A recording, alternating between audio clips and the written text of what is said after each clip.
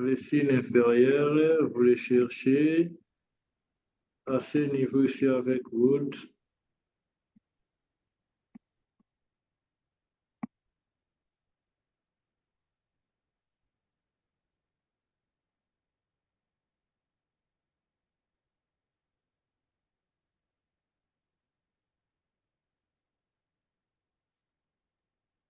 Voilà, il est là. Vous prenez ça, vous insérez, et ensuite, à partir d'ici, vous pouvez le copier. Pour mettre les traits, c'est au niveau de la touche 6. Vous voyez, les traits est là. Maintenant, regardez, je vais rentrer dans R pour nous ramener tous au même niveau.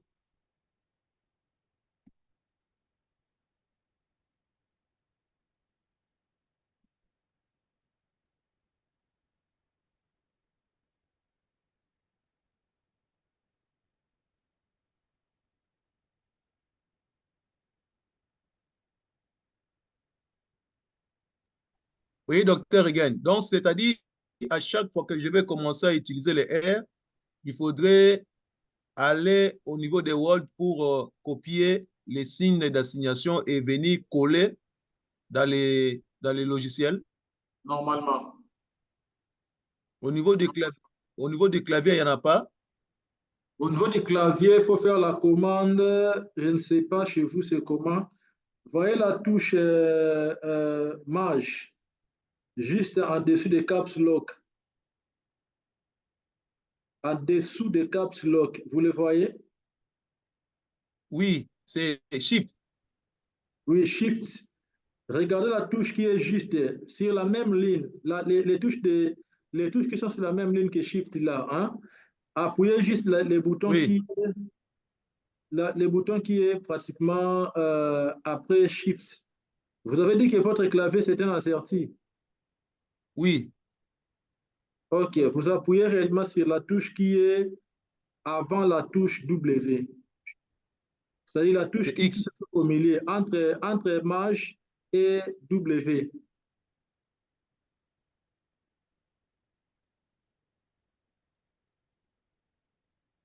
OK, c'est la touche X, hein? Je vois, c'est la touche X. Non, non. Entre Maj et W, X, c'est justement après la touche W. Mais la touche qui est avant W, c'est quelle touche? C'est Shift. C'est Shift. Y, Y. Si c'est QWERTY, c'est Z. Ah, c'est compliqué chez vous parce que moi j'ai un autre clavier. Bon, il est toujours important, comme tu as un clavier comme ça, comme on ne sait pas l'afficher, il est toujours important de rentrer à chaque fois par Word.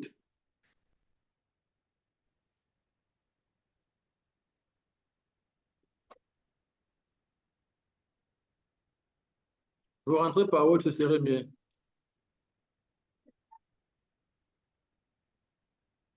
D'accord? Je vais toujours chercher, parce que je connais même certaines formules en Excel où on met aussi directement. Donc, je vais juste chercher ça.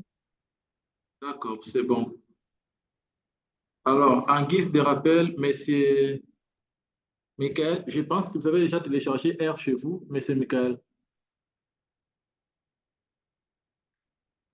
Non, non, je viens de lancer le téléchargement. De R, Oui, oui. Est-ce qu'il y a un lien ou bien je dois télécharger n'importe quelle version? attends, je vous partage un lien de R.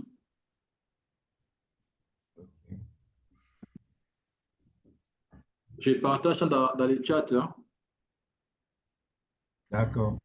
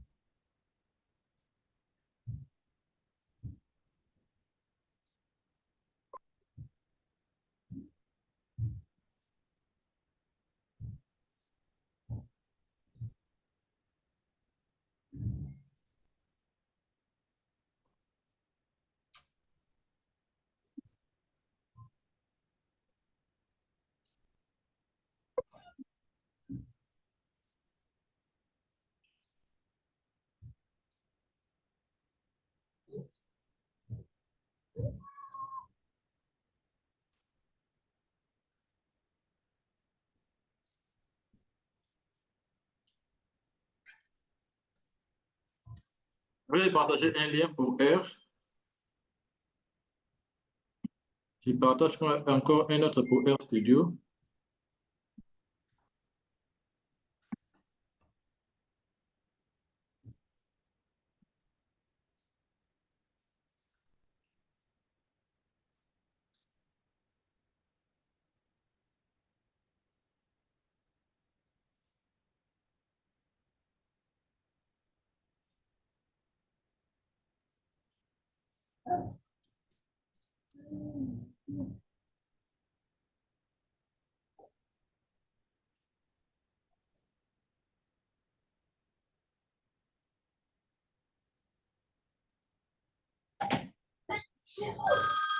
Voilà, je t'ai partagé les deux liens, les liens pour R et R Studio.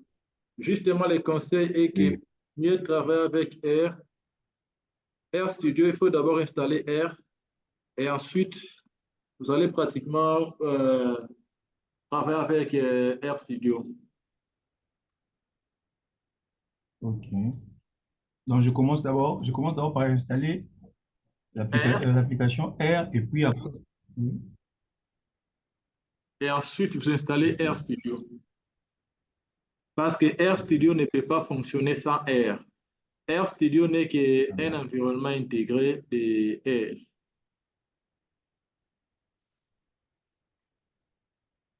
OK.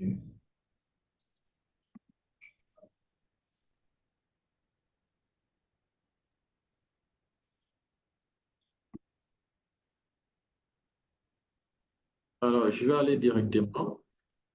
Quand vous installez Alors, R, le premier lien, c'est celui de R tout court. le premier lien, c'est celui de R tout court. Le deuxième lien, c'est celui de R Studio. D'accord. On me montre ici. OK. Vous allez voir quelque chose qui passe sur la R Comprehensive. R Grand Comprehensive Project.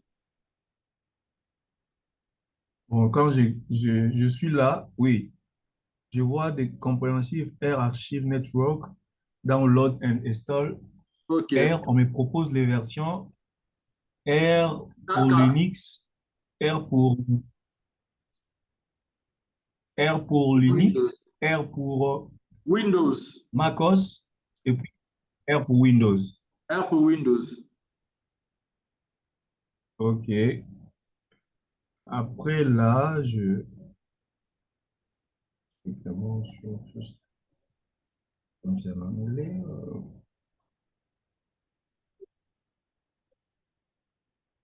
bon, il y a beaucoup de choses qui apparaissent ici, hein. Download for Windows. OK. J'ai lancé le téléchargement.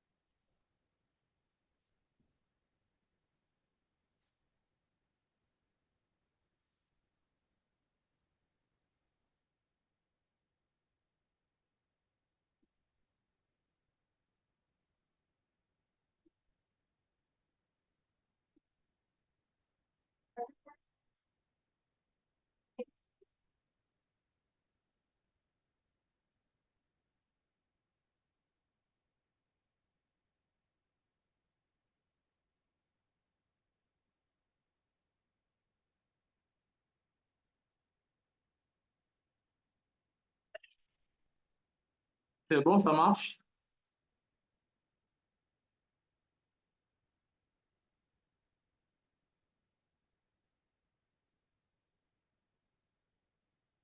Monsieur Michael, c'est bon? Oui, j'ai fini le téléchargement. Je suis en train de lancer l'application. Lancez l'installation ou bien vous avez fini de télécharger, vous attendez maintenant Oui, l'installation? j'ai déjà cliqué sur l'installation. Je vois que ça tourne encore.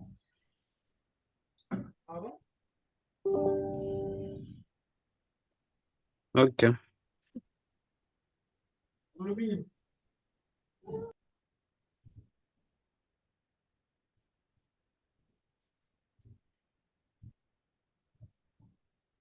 OK.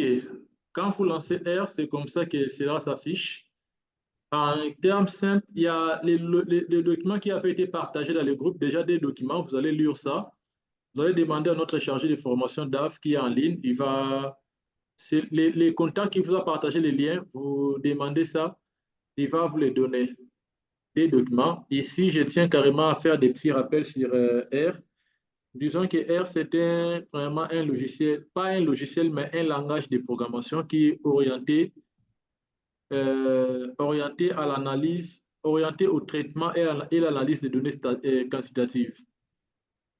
Ce qu'on appelle R, c'est un langage.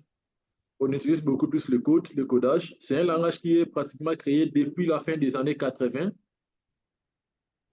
Depuis la fin des années 80, que ce langage a été créé par une communauté des utilisateurs de logiciels libres, GNI. Il est pratiquement dérivé du langage S. C'est comme ça qu'il arrive à être un peu développé de PHP. Quelle est son importance? Ça nous permet réellement à travailler sur des grandes bases de données, ce qu'on appelle pratiquement les big data. Et une fois travailler avec ces grandes bases de données, ça nous permet aussi pratiquement à avoir un environnement beaucoup plus flexible et parce que aussi il est libre. Quand vous lancez, les seuls inconvénients de R, c'est parce qu'il est en anglais, toutes les documentations sont en anglais et c'est comme ça qu'il fonctionne. Quand vous lancez R, vous allez voir ces graphiques ici. Je pense que tout le monde a ces graphiques. Mais c'est lequel vous en avez? Oui, oui, oui, oui, oui, je l'ai comme ça. Ah, OK. Vous aurez pratiquement ces graphiques ici, un graphique qui vous permet pratiquement à mieux travailler avec R. Mais R n'est que pratiquement les noyaux en soi.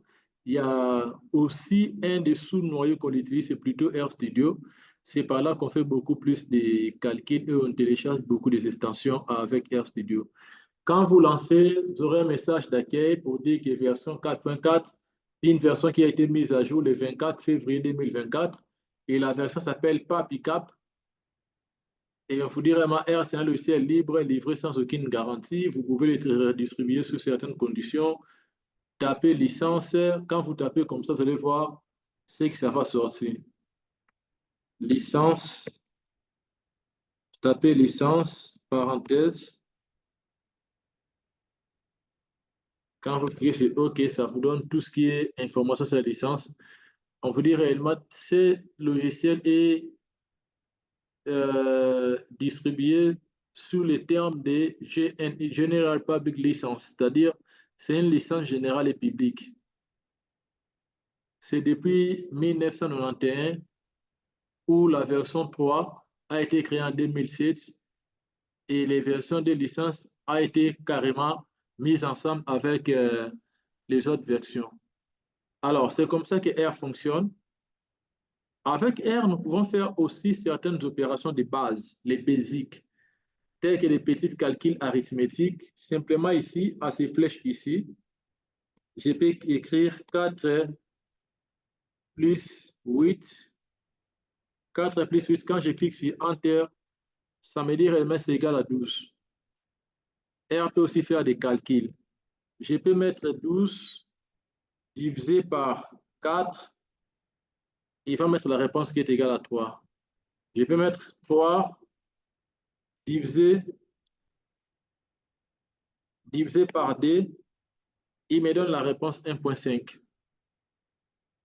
Je peux mettre 1.5. Je les mets pratiquement fois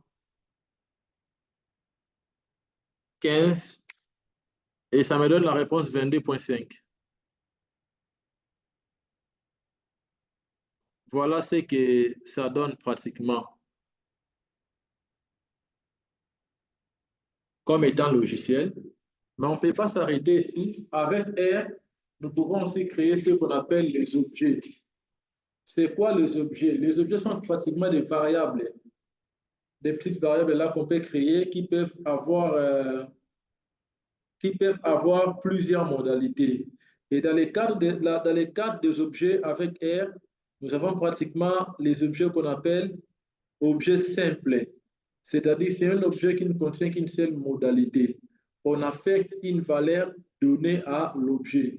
Il y a ce qu'on appelle objets complexes ou pratiquement ce qu'on appelle les vecteurs. Les vecteurs ne sont que des objets à qui on peut pratiquement mettre certaines données, plusieurs modalités à l'intérieur. Il y a ce qu'on appelle matrices. Matrices sont pratiquement des objets où on peut mettre les modalités en colonne et en ligne. À part les matrices, il y a aussi pratiquement ce qu'on appelle objet, objet séquence. Séquence, ça veut dire c'est un objet qui te permet à créer des modalités avec des intervalles. Alors, ce qu'on doit voir ce soir, c'est les deux principaux types d'objets. Quels sont ces types d'objets en question? On va voir pratiquement ce qu'on appelle les vecteurs et les objets simples. Mais c'est Michael, je suis en train de faire ça pour que vous puissiez comprendre, pour que votre téléchargement de RStudio termine. Oui, le téléchargement a déjà même pris fin. Bon, tu peux installer. Oui, j'ai lancé l'installation. C'est déjà fini aussi. OK, c'est bon. Alors, avec RStudio, je peux mettre un objet. J'ai dit objet A, et puis je vais affecter une valeur. Pour affecter la valeur, on va mettre les symboles d'assignation. Les symboles utilisés en R, il y a soit les symboles égal qu'on peut utiliser. On dit A égale 23. Et on fait Enter. Autre symbole qu'on peut utiliser, on peut écrire B ou bien symbole d'assignation, signe inférieur, plus trait de 6. On dit B égale pratiquement 15. Ça fait partie pratiquement des objets. Autre objet qu'on peut utiliser, c'est ce qu'on appelle, on va mettre ici 35, on met le signe supérieur. Tiré de 6, supérieur à C. Tout ce qu'on veut demander à quoi? On dit à R d'affecter cette valeur 34 à la lettre C. À chaque fois qu'on va saisir C, R va comprendre que C, c'est 34. À chaque fois qu'on saisira la valeur B, R va comprendre son langage que B, c'est 15. À chaque fois qu'on saisira A, R va comprendre que A, c'est 25. Je peux écrire ici en bas, quand j'écris C et je fais Enter, il me ressort que c'est 34. Je peux écrire A, quand je fais Enter, il me ressort que c'est 25. Je peux écrire B, quand je fais Enter, il me ressort que B, c'est 15. Alors, parmi ces trois opérateurs d'assignation, égal, inférieur et trait, supérieur, le symbole le plus utilisé, le signe le plus utilisé, c'est ce signe ici. C'est celui-ci.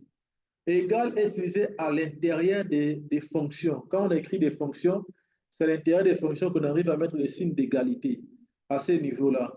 Mais de plus en plus, on peut utiliser pratiquement ce qu'on appelle les signes d'assignation inférieure associés au trait. Maintenant, à partir d'ici, on peut créer une nouvelle variable qu'on appellera D. D va nous permettre maintenant à calculer les valeurs qui sont à l'intérieur. On dit D serait égal à quoi? A fois, non, à A plus B divisé par C moins A, et puis on fait fois B. Ça fait quand on écrit cette équation ici pour D, R comprend quoi?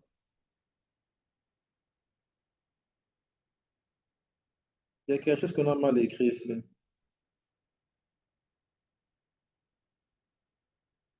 C'était fois.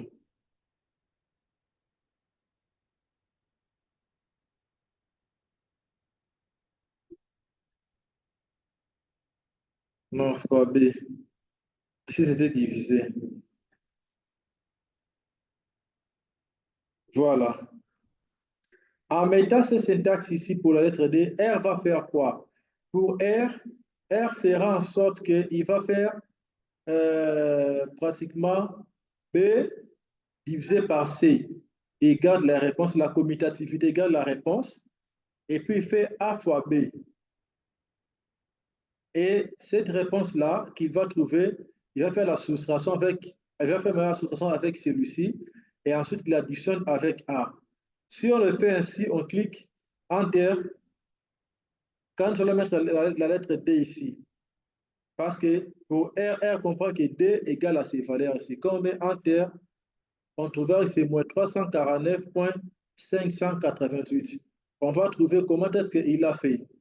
Quand vous faites A fois B, A c'est combien? A c'est 25. B c'est combien? 15. Faites pratiquement 25 fois 15, ça donne combien?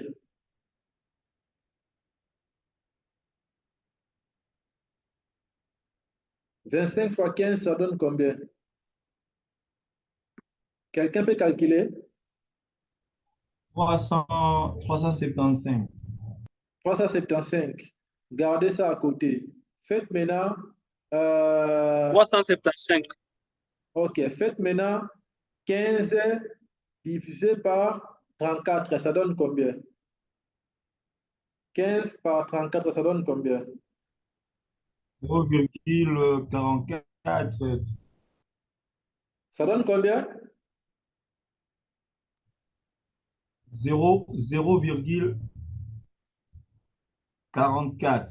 Donc, si on a, bon, 44. On peut, si on arrondit, on peut mettre même 40. Ça donne 0,44. Alors, voilà ce qu'on doit maintenant faire. N'oubliez pas que les 375 que vous avez trouvé n'a pas un signe positif. Il doit tenir compte de ce signe ici.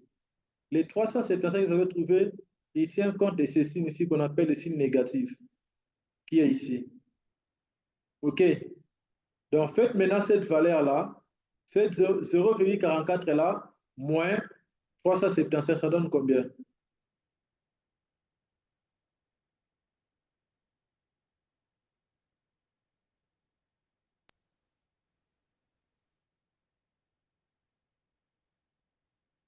Ça donne combien? Nous donne moins 374,56. Moins 374,56. Alors, faites ça maintenant, moins. Oui, A, c'est combien? 15. Faites ça plus 15. Ça donne combien plus 15?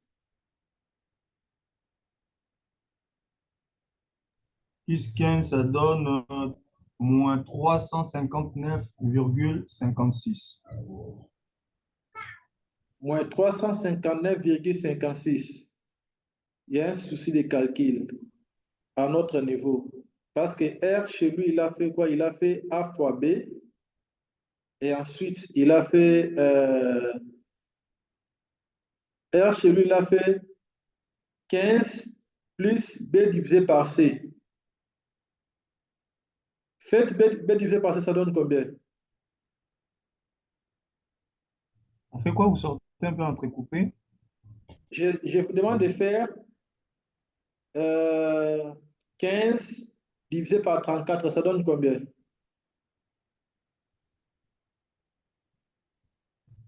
0,44. Donc, c'est 0,44. 0,4411, tout ça là. Donc, on prend que Faites ça des maintenant chiffres plus 15. après la virgule. Faites ça maintenant plus la valeur de plus 25, ça donne combien?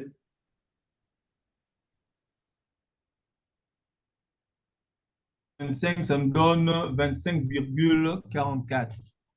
Moins 375, ça donne combien?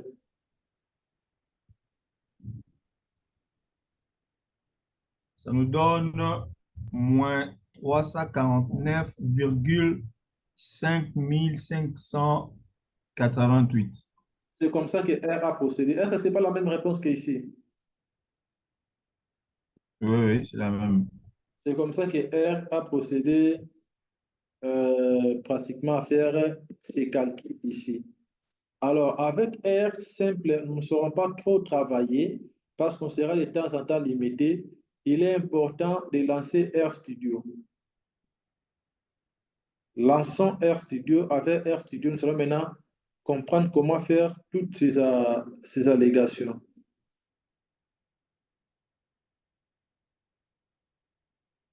Ok, je suis en train de lancer RStudio. Je ne vois pas le raccourci. Alors, docteur Louvande. Allô? Allô? Allô? Oui, allô? Allô, je vous Je écoute. disais ceci. Je disais ceci. Tout à l'heure, vous venez de dire que nous avons trois opérations d'assignation, entre autres égales, inférieures, qui est liée par les traits, et supérieure. Et vous avez dit que parmi les trois opérations, l'opération qui est plus beaucoup utilisée, c'est l'opération inférieure avec les traits. Mais on va utiliser l'égal à l'intérieur. Maintenant, pour les signes supérieurs qui est lié au trait, quand est-ce qu'on va utiliser ça? Bon, souvent, pratiquement, les signes supérieurs, on ne l'utilise vraiment pas, dans le sens où, pour les néo-utilisateurs de R, ils arrivent pratiquement à oublier, à ne pas comprendre comment est-ce qu'on applique ces signes-là. Mais pratiquement, les signes les plus utilisés, parce que les signes des supérieurs, là, les supérieurs, là, il faut pratiquement mettre la valeur qu'on doit assigner à gauche et la lettre qu'on doit les mettre pratiquement à droite. Ce n'est pas important. On conseille toujours aux gens d'utiliser, même les grands utilisateurs de R, on nous conseille toujours d'utiliser toujours le signe d'assignation inférieure plus trait à la place des autres.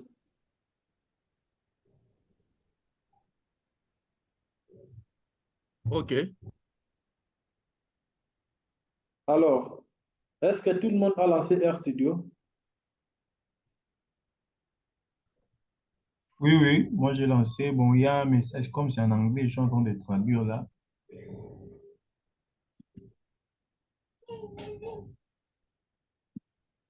C'est comme ça comme chez moi, non?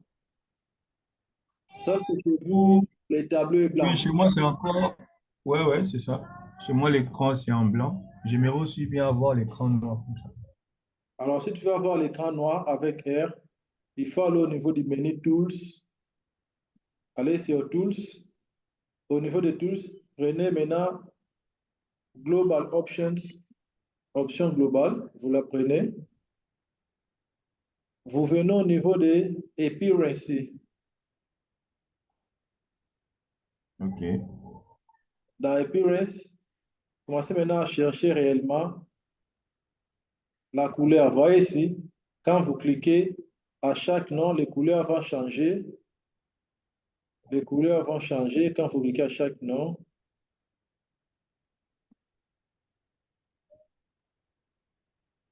Si vous le voulez bien.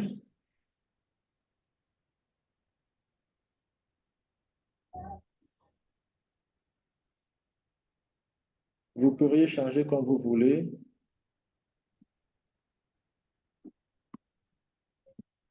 Une fois changé, vous cliquez sur Apply.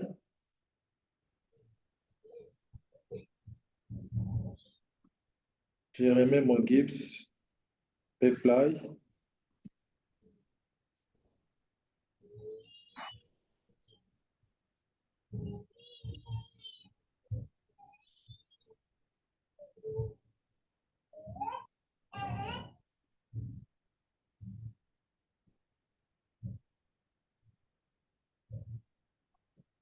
Voilà, c'est comme ça qu'elle fonctionne. Alors, avant tout, avant de commencer, je voudrais vous inviter à aller créer trois dossiers. Parce qu'un bon analyste, il sait comment pratiquement arranger ses données.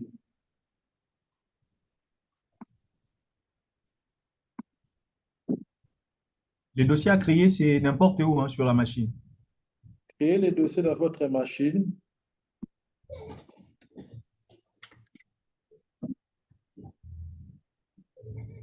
Est-ce que vous voyez mon écran partagé? Oui, oui, J'arrête. J'ai il vient de partagé disparaître. mon écran. Je suis dans l'île de mes disques. Je vais ici. Qu'est-ce qu'on appelle à ce niveau ici? Je vais créer un dossier. Je nomme ça. Le dossier là, je vais nommer ça R Training Course 4. Vous êtes la quatrième course. Course 4. Voilà. J'ouvre les dossiers. Et dans les mêmes dossiers, je vais encore créer 3 sous-dossiers. Les premiers sous-dossiers, je donne ça datasets. Là où je vais mettre toutes mes bases de données. Les deuxièmes dossiers, j'appelle ça scripts. C'est là où il y aura tous mes codes R. Les troisièmes dossiers, j'appelle ça results, résultats. C'est ici qu'il y aurait mes résultats. Est-ce que tout le monde a vu mon dossier? J'ai créé un dossier dans mon ordinateur qui s'intitule R Training. Dans R Training, là, j'ai créé 3 sous-dossiers. Un dossier, je vais garder mes bases de données. Un autre dossier, je vais mettre mes résultats. Et l'autre, je vais mettre tous mes scripts. Saisi à ce niveau ici. Oui, c'est fait déjà. Je vais rentrer dans mon RStudio. Avant qu'on commence à travailler sur RStudio, il faut d'abord arriver à faire ce qu'on appelle à déterminer ou identifier ce qu'on appelle l'espace de travail. On appelle ça workspace. Il faut configurer l'espace de travail, c'est-à-dire configurer l'espace où vos données et les résultats seront gardés. OK? Alors, pour le OK. faire, qu'est-ce que je fais? Je viens encore au niveau de Tools, Global Options, je clique.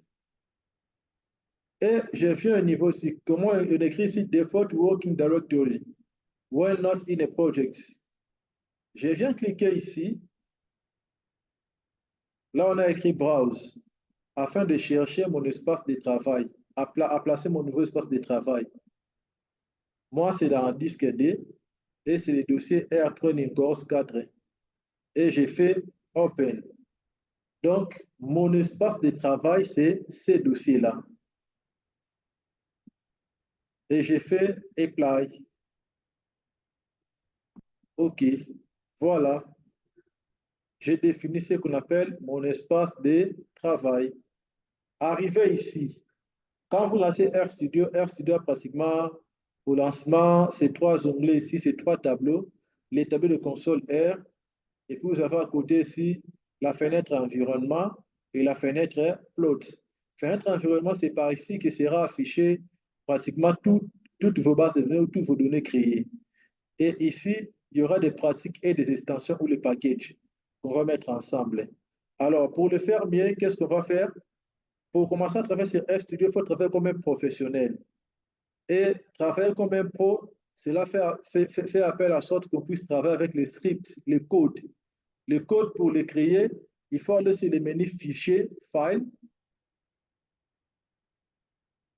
Dans les files là, vous cliquez sur New File, vous potez sur New File et vous prenez R Scripts. Une fois cliqué sur R Scripts, vous allez voir que votre dossier va apparaître à ce niveau ici.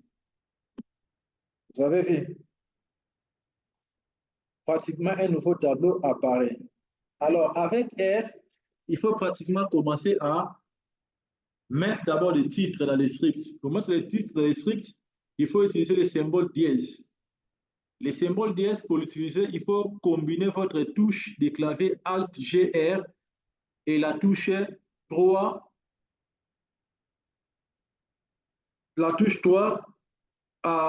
juste à côté de la touche 3 où il y a dièse. Touche 3 où on met pratiquement des guillemets. Vous combinez Alt, GR et la touche 3. Moi, j'ai combiné. Je vais écrire ici création.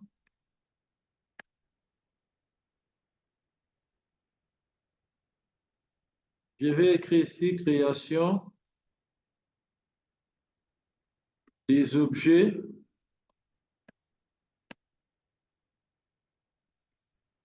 simples.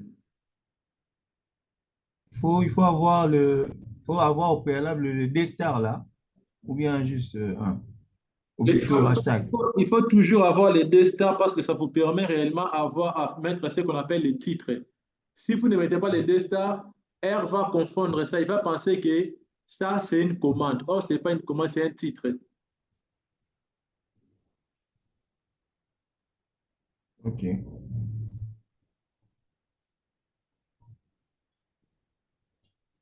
Mais docteur Rigen, pourquoi à chaque fois vous laissez les espaces entre les numéros? Je laisse ça pour que lorsque je vais exécuter mon code, que par erreur, je ne puisse pas sélectionner les titres. Tout comme aussi, je peux rester comme ça. Je dis réellement ici, X, je vais l'affecter la valeur combien? X, je l'affecte la valeur 9. Je dis Y.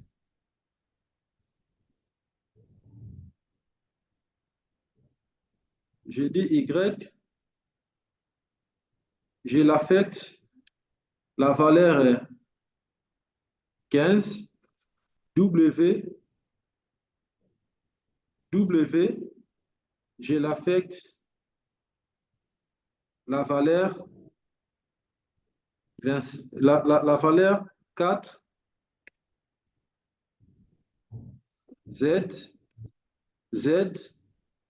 Je vais l'affecter quelle valeur? Je dis Z égale 8. Voilà. Z égale 8. Et à ce niveau aussi, je peux me donner une équation pour calculer. Je dis calculer A.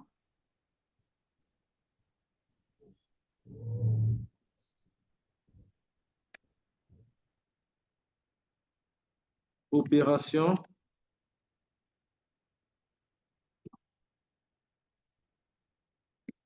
Opération sur les objets. Voilà, dans l'opération, je dis peut-être, je demande à R, je dis carrément, faites-moi A serait un objet qui serait égal à quoi? A serait égal à X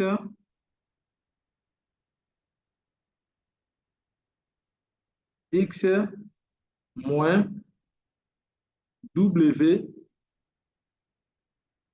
fois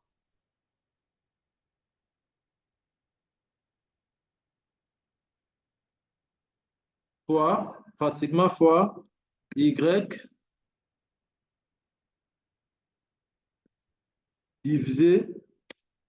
divisé par Z. Et ensuite, on mettra plus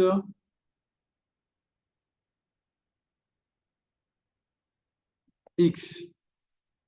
Voilà, c'est comme ça qu'on a fait les calculs qu'on doit apporter.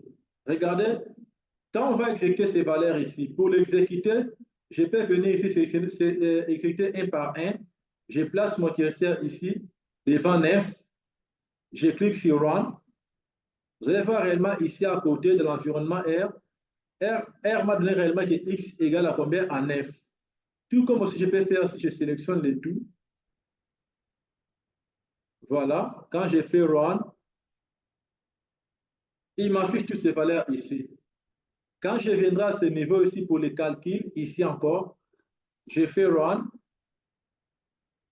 Il m'affiche la valeur de A, ce qui fait que A est égal à combien? À 10,5. Ici en bas, je peux aussi écrire A. Quand j'écris A, je peux venir sur Run. Il me dit que A, c'est 10,5. Comment est-ce qu'il a trouvé 10,5? Il a fait pratiquement il a facilement y divisé par z. Donc 15 divisé par 8. La réponse trouvée, il a multiplié ça par 4. Il a multiplié cette réponse par 4. Et ensuite, il prend pratiquement... ensuite, il va prendre pratiquement la réponse trouvée là. Il fait la soustraction avec... Non, il fait l'addition avec x, avec 9. Et ensuite, il fait maintenant la soustraction aussi avec 9. C'est ce qui vous donnera pratiquement 10,5. La valeur ici. Est-ce qu'on se comprend jusque-là? Oui, oui. Seulement que moi, quand j'ai fait les calculs, j'ai trouvé les valeurs un peu plus élevées. Donc, vous avez dit, il a fait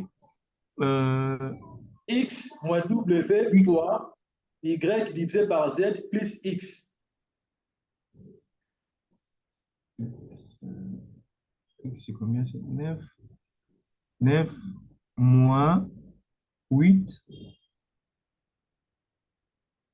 9 moins 8.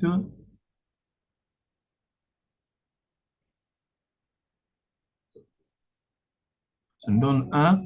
Vous avez dû multiplier ou plutôt 9 moins 4, 5 multiplié par Z, 8. Écoutez, il faut faire 4. Donc, la première chose à faire, fait d'abord 15 divisé par 8. Ça donne combien? 15 15 divisé par 8, divisé ça donne par combien? 1,875. 1,875 fois 4, ça donne combien? 7,5. 7,5 plus 9, ça donne combien? Plus X, 9, ça donne combien? 16,5. 16,5 16,5 moins 9, ça donne combien? 7,5. Non, on est mal parti. On fait ceci. Faisons Y divisé par Z. 15 divisé par Y 8, divisé ça donne par Z, combien? donc 15 divisé 15 divisé par 8, par, ça donne combien? ça fait 1,875. Fois 4, ça donne combien? 4, ça fait 7,5. 7,5 moins 9, ça fait combien? 9, ça Non, en me fait, fait maintenant, 9 moins 7,5, ça donne combien? 9 moins 7,5 me donne 1,5. 1,5 plus 9. 10,5. C'est comme ça que R a calculé.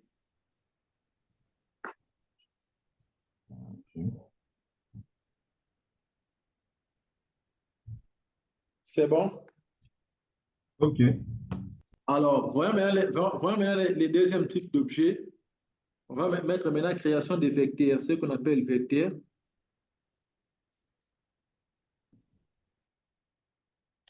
J'appelle ça création.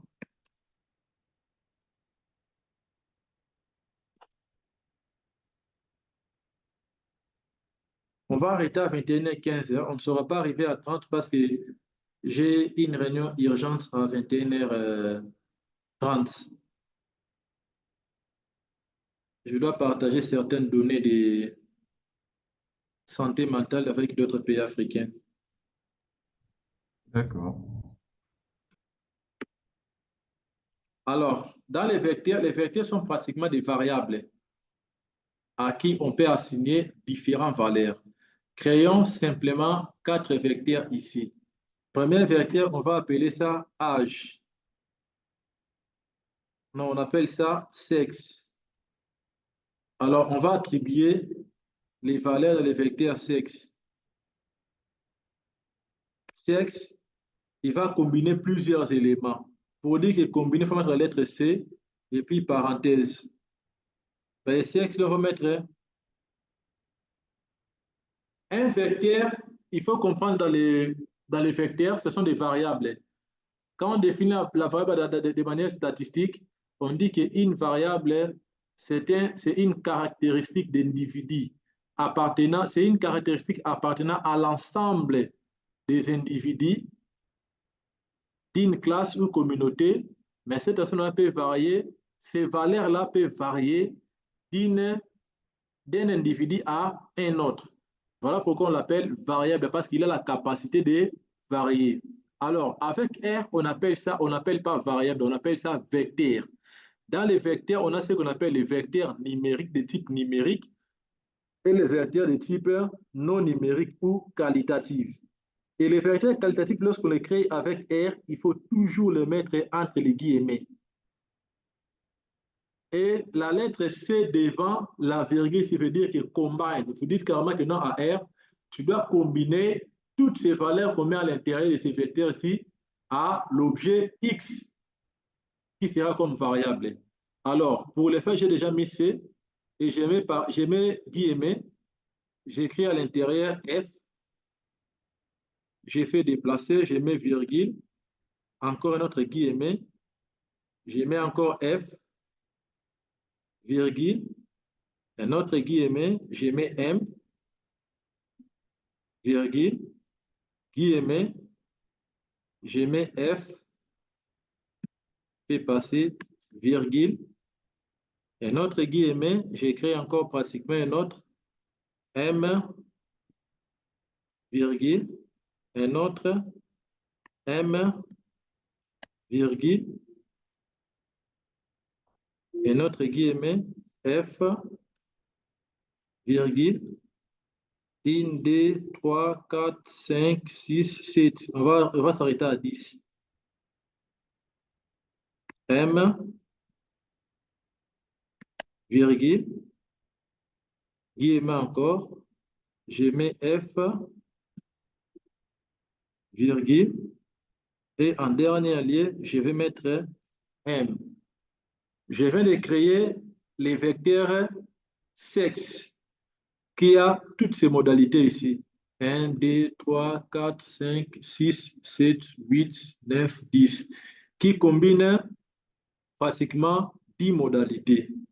Je crée un autre vecteur que je vais appeler âge sous-trait de 8 ans. Je mets pratiquement mon signe de vecteur, toujours combine, j'ouvre la parenthèse, je mets ici 18, virgule. Les vecteurs numériques, on ne la met pas sous guillemets. Je mets 20, virgule. Je mets 25, virgule. Je mets 35, virgule. Je mets 33, virgule. Je mets 40, virgule. Je mets 50, virgule. Je mets 60, virgule. Ça fait combien? 1, 2, 3, 4, 5, 6, 7, 8. Je mets 55, virgule. Je mets 32. Je m'arrête là. Et j'ai créé une autre vecteur encore que j'appellerai poids. J'appelle ça poids sous-tiré de 8 kg. J'affecte des valeurs là pour les poids. Il faut toujours mettre la lettre C avant pour se dire que combiner les valeurs. Je dis carrément 55, 89, 100, 49,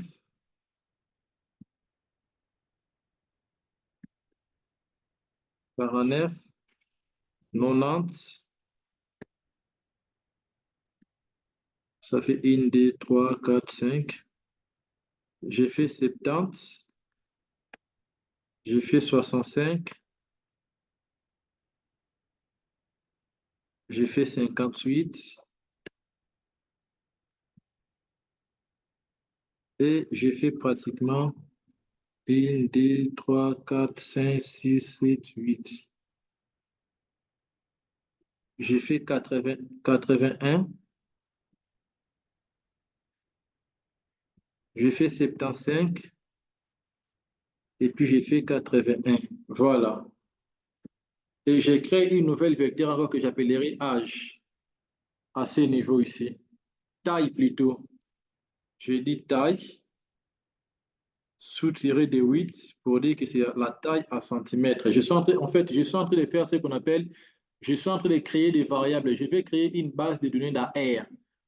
Parce qu'ailleurs, on vous relate qu'avec R, il faut toujours exporter les données. Mais pour des petites études, ce qu'on fait même en sciences sociales, où on a besoin d'un échantillon de 10 à 20 personnes, vous pouvez vous-même créer votre base de données ici à partir de R. C'est très facile à le faire. Alors, vous assignez l'opérateur logique. Vous faites ça. Je mets la lettre C, combine. Voilà. J'ai dit le premier à combien? 160. Le deuxième, 145. Le troisième, 155. Le quatrième, 170. Le cinquième, 178. Le sixième, 185. Le septième, 191. Le huitième, 150. Le neuvième, 184. Et la dernière, 195. 1, 2, 3, 4, 5, 6, 7, 8, 9, 10. Alors, on peut tous les sélectionner pour créer alors ces vecteurs ici. On sélectionne ça comme ça. Et pour l'exécuter, que R comprenne que ce sont des vecteurs, il faut cliquer sur Run. Voilà, vous voyez réellement que non, R a créé réellement des variables ici. Vous le voyez ici. Âge, on dit que c'est une variable qui est comment? Numérique. Il a combien de modalités? 10 modalités. Poids, c'est aussi la même chose. Sexe, par contre, il est chaîne de caractères, il a 10 modalités. Taille, aussi la même chose. Mais ici, supposons que vous dites qu'il s'agit des données d'une enquête nutritionnelle que vous devrez pratiquement réaliser dans la communauté. Et on vous amène des données comme ça et que ça vous demande de calculer des modalités qui restent, ce qui fait que transformer d'abord la taille en centimètres, en mètres, et puis de deux, créer la variable IMC. Alors, qu'est-ce qu'on va faire? Premièrement, on va faire transformation. On dit transformation de la taille en mètres.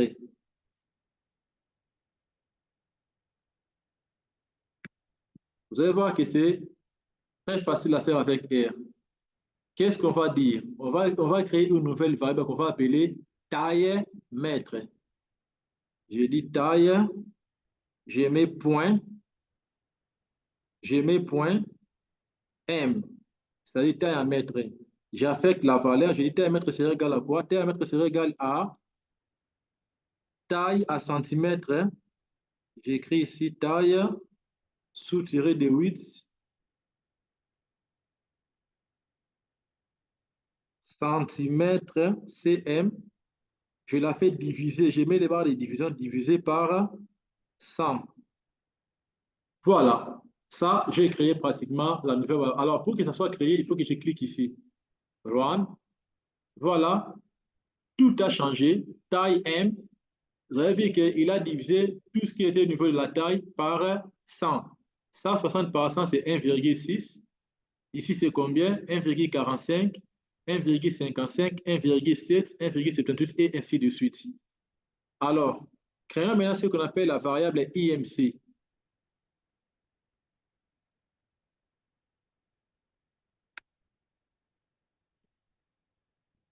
Création de la variable IMC. On sait tous que dans la formule est que IMC est égal à quoi? IMC est égal au poids, c'est-à-dire le poids en kilogrammes. Je peux venir ici, je copie.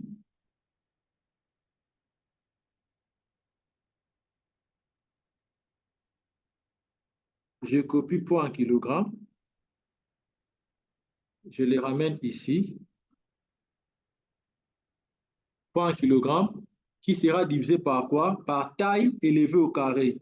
Divisé par, je mets parenthèse, taille en mètres. Je prends taille en mètres. Je sors au-dessus de la parenthèse. Je mets le signe d'exposant. Taille au carré. Et c'est ça. Ces signes d'exposant, si vous n'arrivez pas à les retrouver, rentrez sur Word au niveau des symboles, mais vous cliquez sur ces symboles ici. Si c'est à Word, vous trouvez ça c'est compliqué, allez-y sur la touche qui est juste après la touche P. Après la touche P, c'est-à-dire à droite de la touche P de votre clavier, vous allez voir une touche qu'on a dessinée les accolades et les crochets. Cliquez là une fois et puis vous cliquez sur D. Ça va sortir comme ça. Et du coup, pratiquement à ce niveau ici, vous faites Run. IMC, quand vous regardez bien, vous allez voir que IMC est calculé. Voilà, IMC là, il est là. Les premiers résultats, combien? A 21,5, deuxième c'est 42, 41, 17, 18 et ainsi de suite. Maintenant, ce qu'on a créé ici, ce sont que des variables qui sont de manière séparée. Il faut maintenant les mettre dans une base de données, ce qu'on appelle les data frames.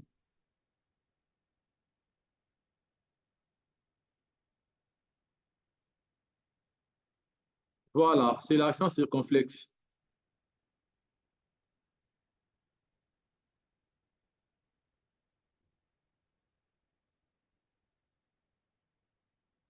Alors, en dernier, on va créer ce qu'on appelle les variables. Création des data frames. Création de la data frame. Ce qui veut dire création de la base de données. On va maintenant mettre tout ce qu'on a créé ici comme valeur dans la base de données. Alors, comment les faire? On doit faire ceci. On va nommer notre base ici. On l'appelle ça Nitri sous-tiré Survey. Et puis on a fait des valeurs. Ici, on écrit data frame. Passé, on écrit pratiquement data frame. Il est là, il apparaît, data frame. Et puis dans la parenthèse, nous allons prendre quoi? On va prendre sexe. On met virgule. Nous prenons âge en année. On met virgule. On prend encore quoi? Poids en kilogrammes, virgule. On prend taille. Taille en centimètres, virgule. On prend encore taille en mètres, virgule. Et ensuite, nous allons maintenant prendre IMC. IMC. Une fois prise, nous pouvons maintenant cliquer sur Run. Et on me dit que nous allons créer pratiquement ce qu'on appelle notre base de données. Si on veut voir cette base de données, dans la forme tableau, on va écrire la commande View. On écrit View, parenthèse, nous mettons notre dataset ici. Nitri Survey. Une fois mise, on va cliquer sur Run. Voilà ce qu'on a créé comme base de données, il est là. On a sexe, on a l'âge, nous avons le poids, Nous avons la taille en centimètres, taille en mètres, et puis l'IMC de ces individus. Qui n'a pas compris?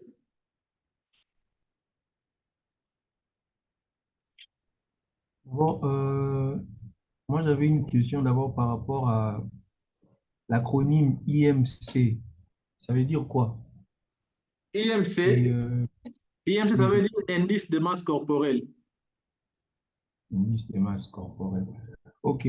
Et aussi maintenant, une fois que la table, je voulais savoir, est-ce que là, on a eu à remplir le variable directement à partir de notre espace, donc le workflow. Mais est-ce qu'il y a possibilité aussi de créer en premier lieu, la base et aller les remplir dedans ou bien il faut toujours commencer par le faire ici et puis, parce que là, je vois, par exemple, toutes les valeurs qui sont là, donc ce sont les valeurs qui sont intégrées dans la base. Donc, est-ce qu'il y a possibilité de les intégrer une fois qu'on crée d'abord nos variables et on crée la base et après on commence à renseigner ou bien il faut le faire au préalable? Je n'ai pas bien compris votre question, en tout cas, s'il vous plaît. Je disais, on a commencé en dehors de ce qu'on a fait avant, là, la partie où on a commencé à créer des vecteurs, donc les sexes, âge, poids et tout. Nous les avons créés, nous les avons créés et on a inséré aussi des variables qui allaient composer, je pourrais dire, ces colonnes, si je peux dire comme ça. Les modalités plutôt. Les Modalités. modalités, les modalités, voilà. Alors, et après, maintenant, on a créé notre base de données à la fin où on a retrouvé tous les éléments d'avant, dedans. Maintenant, ma question est celle de savoir, est-ce qu'il y a possibilité de commencer d'abord par créer la base avec le vecteur et on va insérer les modalités une fois que la base va exister comme on vient de l'afficher tout à l'heure là et commencer à les Il y renseigner a aussi possibilité à après. les faire. Il y a possibilité à les Ah, faire. Je peux faire ceci. J'écris ici ce qu'on appelle DF.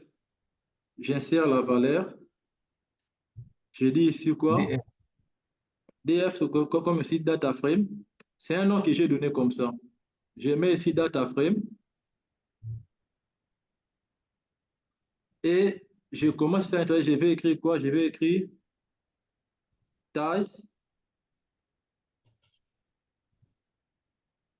J'écris taille. Je vais assigner la valeur. Je mets taille égale. Je ne mettais plus les signes d'assignation. Je mettais par exemple taille égale pratiquement C. Parce qu'ici, ça devient une fonction. J'insère mes valeurs ici à l'intérieur. Regardez, je peux mettre 176, 155, 154. Je m'arrête là. Je viens ici, virgule. J'ai fait sexe. OK. Sexe égale à quoi? Sexe égale, je dis égal à C. J'ouvre ça. J'écris réellement M, virgule, un autre guillemet. Je mets F, virgule, un autre guillemet. Je mets M. Et je sors. Je dis virgule, âge. Je dis réellement que H égale C. J'ouvre la parenthèse. Je mets réellement combien? 18, 25 et puis 45. Je les ai mis et je ferme. Écoutez, quand j'ai fini, j'ai fait quoi? Je clique sur Run. Objet out interval, voilà. Il y a une erreur ici au niveau de l'âge. Je vais mettre plutôt 18. 18, quand je viens ici, j'ai fait Run.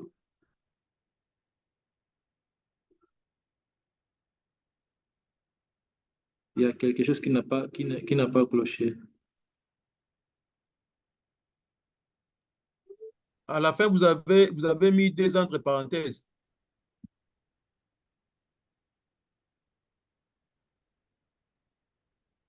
Pratiquement, c'est ça.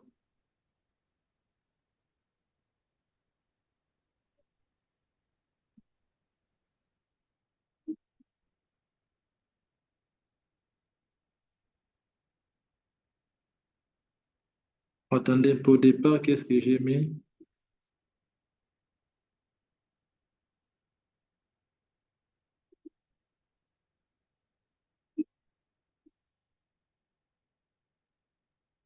Voilà. Il faut mettre simplement un seul entre parenthèses.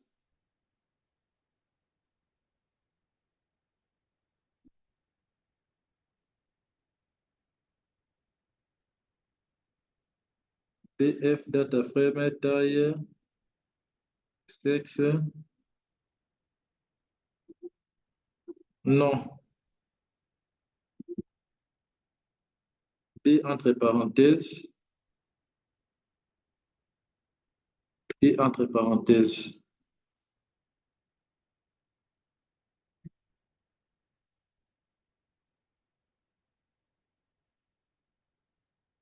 Il faut suivre l'erreur. Il y a une erreur ici.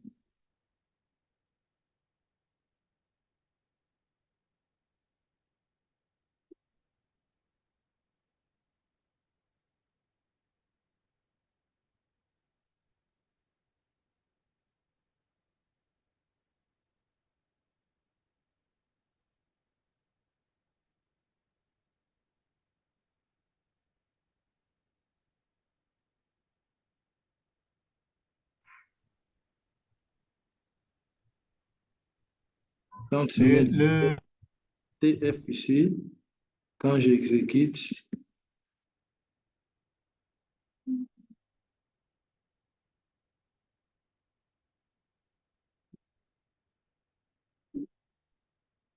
DF, data frame, taille, sexe, c'est égal à combien?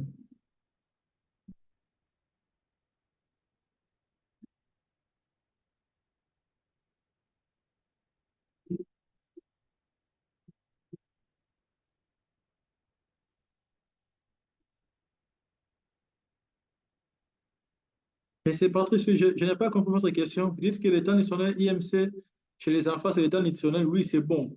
Mais chez l'adulte, vous dites que c'est la proportion du poids sur la taille au carré. Non, c'est le poids divisé par la taille au carré. C'est ça la formule. Il ne s'agit pas des proportions de poids. C'est le poids divisé par la taille au carré, pas la proportion du poids. La taille en mètres au carré, pas la proportion du poids.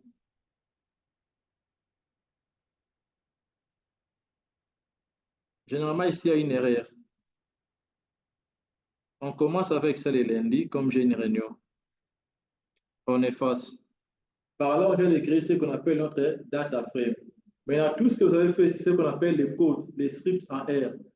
Et quand moi, étant qu'évaluateur, je vous demande des choses à faire, de m'envoyer les résultats, vous ne pouvez que m'envoyer ces scripts ici, vous les copiez et vous les mettez dans un fichier qu'on appelle pratiquement notes.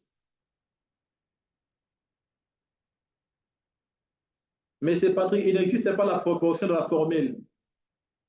C'est le poids seulement élevé au carré, il n'y a pas de proportion. Je ne connais pas la formule de proportion entre les poids et la taille élevée au carré. Hein. IMC tout court, BMI ou IMC tout court, c'est le poids en kilogrammes divisé par la taille en mètres élevé au carré. Alors, quand on fait ici, vous allez voir qu'ici, c'est nommé ici comment entendre les N, c'est-à-dire c'est un script qui n'a pas encore de nom. Tout ce que vous allez faire, vous venez ici. Là, on a décidé pratiquement les signes d'enregistrer. Vous cliquez là, enregistrer, et vous faites OK. Vous rentrez réellement dans votre Work Directory. Moi, c'est ici, Air Training. Je viens script. Je vais appeler ça Exercise 1. Et je fais Save. Et le nom ici apparaît pratiquement Exercise 1. C'est tout court, c'est que ça paraît comme un non. Alors, s'il y a des questions, s'il vous plaît, s'il y a des questions, parce que ma réunion commence déjà, gardez ça pour le lundi. On va commencer les lundis avec ça. S'il y a des questions, gardez ça pour le lundi, s'il vous plaît. Parce qu'il faut que je me connecte. Merci beaucoup. OK. OK. Merci beaucoup.